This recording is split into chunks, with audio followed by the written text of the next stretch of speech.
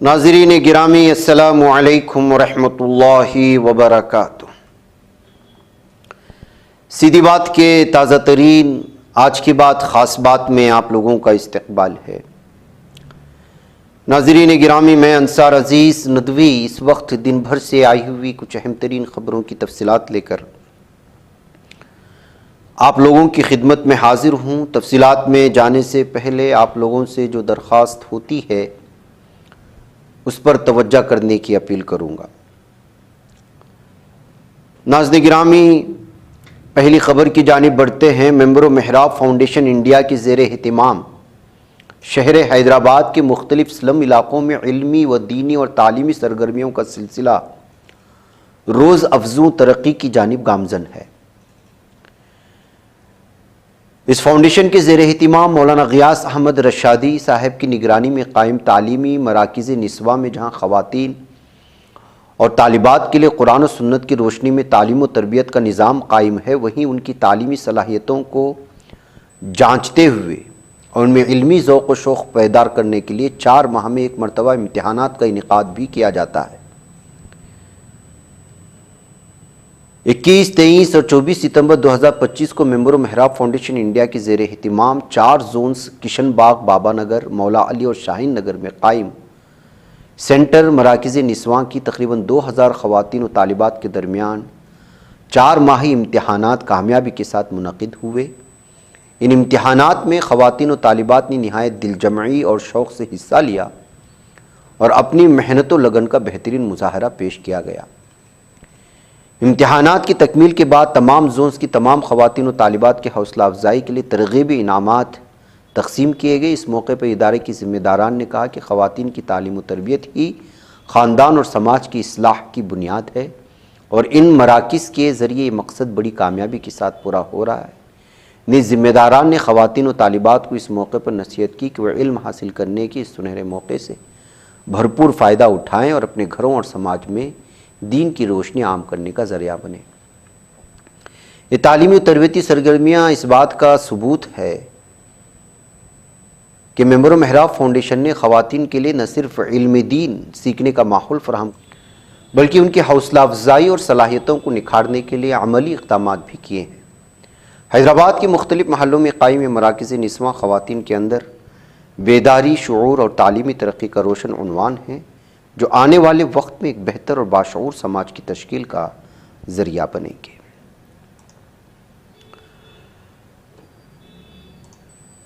ناظرین گرامی، لداخ کو ریاست کا درجہ دینے کے مطالبے کے لیے بھوک ہڑتال کرنے والے ماحولیاتی کارکن اور استاد سونم وانگ چک نے بدھ کو اپنی 15 روزہ بھوک ہڑتال ختم کر دی ہے۔ یہ فیصلہ اس وقت آیا جب لیہ میں پرتشدد احتجاج اور توڑ پھوڑ کے واقعات پیش آئے، جس سے حالات کشیدہ ہو گئے۔ سونم وانگچک نے کہا کہ لیہ میں ہوئے تشدد کو دیکھ کر انہیں شدید تکلیف ہوئی۔ ان کا کہنا ہے تشدد صرف چند محامیوں تک محدود نہیں تھا بلکہ پورے لداخ کے احساسات کی عکاسی کرتا ہے۔ انہوں نے اسے نوجوان نسل کے غصے، جین زی انقلاب کی ایک شکل قرار دیا جو انہیں سڑکوں پر لے آیا ہے۔ کرناٹک ہائی کورٹ نے بدھ 24 ستمبر کو social media plate form x کے ذریعے مرکزی حکومت کے ٹیک ڈاؤن آرڈر کو چیلنج دینے والی عرضی خارج کر دیا ہے۔ عدالت نے واضح کیا کہ سوشل میڈیا پلیٹ فارمز کو ہندوستان میں کام کرنے کے لیے ملکی قوانین کی پابندی کرنی ضروری ہے۔ ساتھ ہی عدالت نے کہا کہ سوشل میڈیا کا ریگولیشن وقت کی ضرورت ہے اور کمپنیوں کو بغیر کنٹرول کے کام کرنے کی اجازت نہیں دی جا سکتی۔ پٹنہ میں بدھ کو کانگریس ورکنگ کمیٹی کا اجلاس منعقد ہوا، جسے بہار کی سیاست کے لیے انتہائی اہم قرار دیا جا رہا ہے۔ 5 گھنٹے تک جاری اس اجلاس میں کانگریس نے سیاسی اور تنظیمی مضبوطی سے متعلق 2 اہم قراردادیں منظور کی ہیں۔ پارٹی نے واضح کر دیا کہ آئندہ اسمبلی انتخابات میں کانگریس پورے عزم اور نئے اعتماد کے ساتھ میدان میں اترے گی۔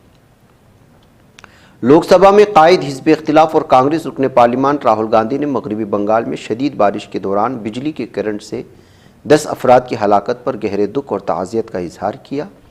انہوں نے کانگریس کے کارکنوں سے متاثرہ خاندانوں کی ہر ممکن مدد کرنے کی اپیل کی ہے۔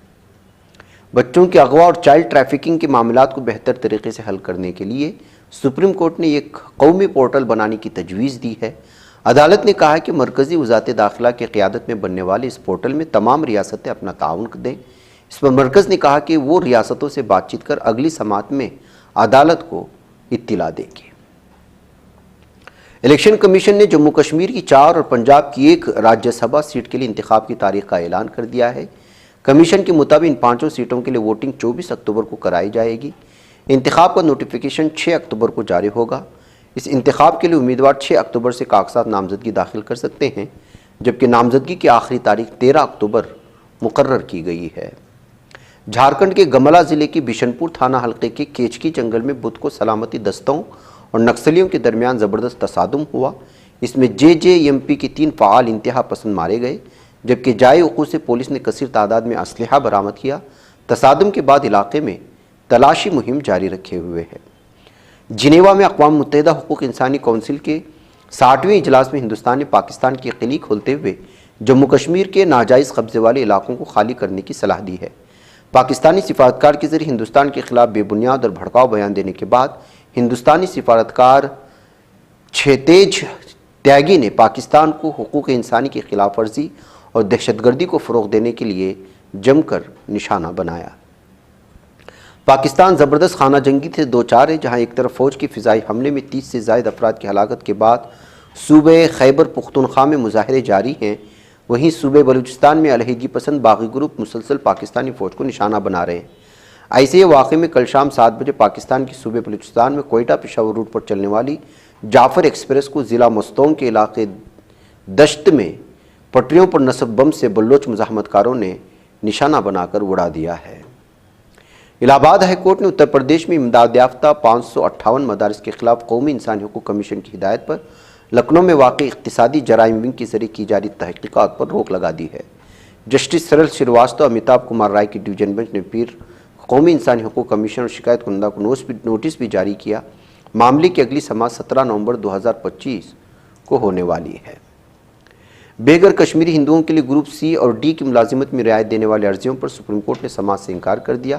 دراصل مرکزی حکومت کی ملازمتوں میں بھرتی کے لیے عمر میں کچھ چھوٹ دینے کا مطالبہ کیا گیا تھا۔ اس معاملے پر سماعت سے انکار کرتے سپریم کورٹ نے عرضی گزار سے پوچھا کہ ہمیں اس میں مداخلت کیوں کرنی چاہیے۔ ساتھ ہی عدالت نے کہا کہ یہ ایک پالیسی پر مبنی معاملہ ہے۔ ایودھیا میں ایک بار پھر مسجد کی تعمیر کے حوالے سے بحث گرم ہو چکی ہے۔ دھنی پور میں 5 ایکڑ زمین پر مسجد کی تعمیر انڈو اسلامک ٹرسٹ فاؤنڈیشن کی سرپرستی میں ہونی تھی۔ اسی اثناء میں مسجد کی تعمیر کی سے اہم خبر سامنے آئی ہے۔ دراصل مسجد کے نقشے کی منظوری کے لیے درخواست دی گئی تھی، مگر ترقیاتی اتھارٹی نے اس نقشے کو مسترد کر دیا ہے۔ RK بیورو ملائم سنگھ یادو کے ساتھ مل کر سماجوادی پارٹی کی بنیاد رکھنے والے سرکردہ مسلم لیڈر اعظم خان کو طویل عرصے کے بعد سیتاپور جیل سے رہا کر دیا ہے۔ رہائی کے بعد سے اعظم خان سرخیوں میں ہیں۔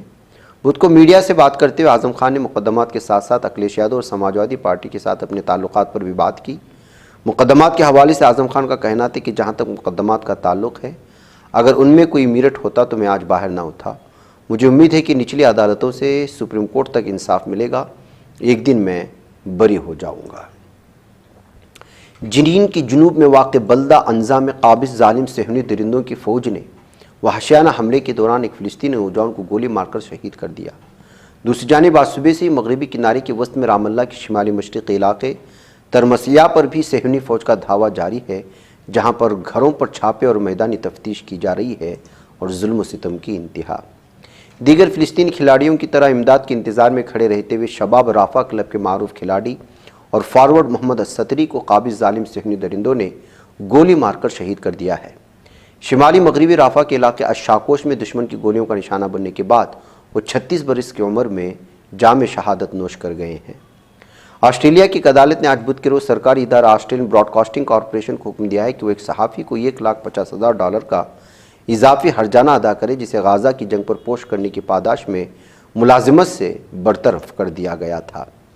فلسطین کی بیرون ملک قومی کانگریس نے اعلان کیا کہ فلسطینیوں کی 3ری قومی مکالماتی کانفرنس ترکیہ کے شہر استنبول میں جمعہ ہفتہ یعنی 14 اور 15 نومبر کو 2025 کو منعقد ہوگی۔ اجلاس اس فلسطینی نسل کشی، جبری بے دخلی اور قبضے کے خلاف فلسطینی موقف کی وحدت کے عنوان سے منعقد کیا جائے گا۔ اسلامی تحریک مزاحمت حماس نے کہا کہ اسپین کی حکومت کی جانب سے قابض اسرائیل کو اسلحہ کی فراہمی پر مکمل پابندی کا فیصلہ فلسطینی عوام کے ساتھ اخلاقی اور سیاسی وابستگی کا مظہر ہے۔ یہ اقدام اس وقت سامنے آیا جب غزہ کی پٹی میں ہمارے عوام کو ناقابل بیان مظالم اور جنگی جرائم کا سامنا ہے۔ ادھر قابض ظالم صہیونی فوج کی طرف سے غزہ پر نسل کشی کی جنگ بدستور جاری ہے۔ آج 719واں دن ہے جس میں ان صہیونی درندوں نے فضائی اور زمینی حملوں کے ساتھ ساتھ بھوک اور بے گھری کے ہمارے فلسطینیوں کو نشانہ بنایا۔ یہ سب کچھ امریکہ کی کھلی سیاسی عسکری سرپرستی میں اور عالمی برادری کی خاموشی اور بے حسی کے سائے میں ہو رہا ہے۔